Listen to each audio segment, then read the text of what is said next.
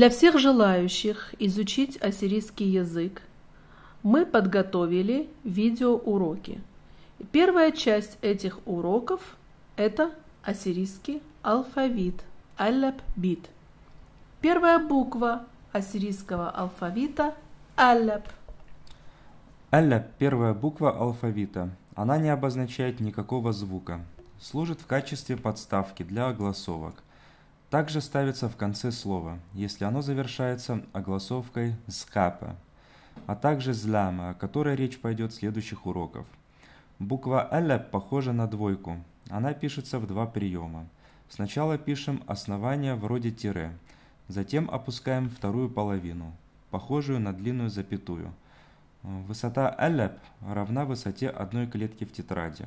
Буква «аллаб» выходит в соединение с другими буквами алфавита. Ария – лев. Ария – лев. Акля – нога. Акля – нога. Атра – родина.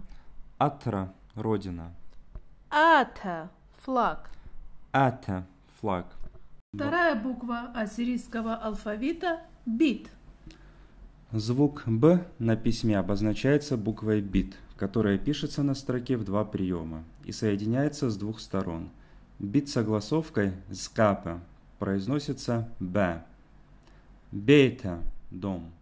Бета – дом. Бата – утка. Бата – утка. Бума – сова. Бума – сова. Третья буква ассирийского алфавита – геммаль. Геммаль – третья буква ассирийского алфавита. На письме обозначает звук «г». Первая половина геммаль пишется на строке, так же, как и ляммат, а вторая половина свисает ниже строки в виде маленького хвостика. Гутта – мяч. Гутта – мяч. Гупта – сыр. Гумля – верблюд. Четвертая буква ассирийского алфавита – даллат. Звук «д» обозначается буквой «даллят». «Даллят» похожа на рейш с точкой внизу. Эта буква, как и рейш слева, не входит в соединение с другими знаками алфавита. Звук «д» переднеязычный, зубной, звонкий, согласный.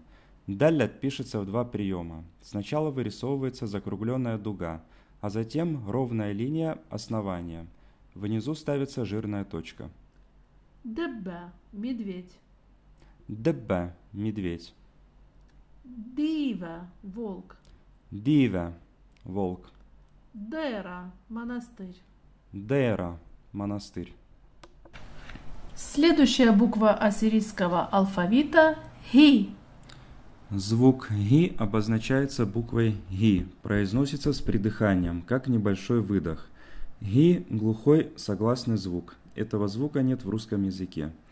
«Ги» находится на строке. Пишем ее как первый прием «бит», не снимая руки. Выводим полукруг направо, конец которого соединяется с верхней линией. Эта буква слева не входит в соединение. Халала – тюльпан. Галала – тюльпан. Хейманута – вера.